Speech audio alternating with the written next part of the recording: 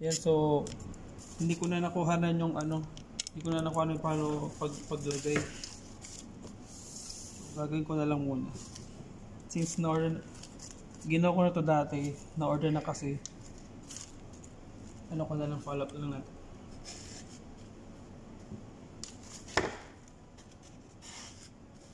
Yan, ano to, artificial.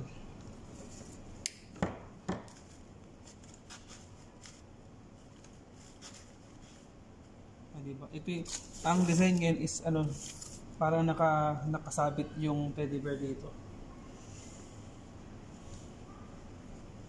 Tapos meron siyang ano, may chocolate, may sample na chocolate dito nakalagay.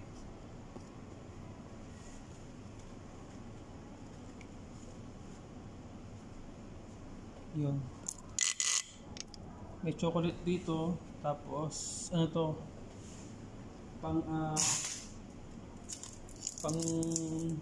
Pang newborn, it's a girl lang nakalagay. Ayan, kung mapapansin nyo guys, ito siya. Itong setup niya. So may balance dito. It's a girl lang nakalagay. Ayan. So perfect talaga siya pang ano, pang mga ano talaga, pang mga bata.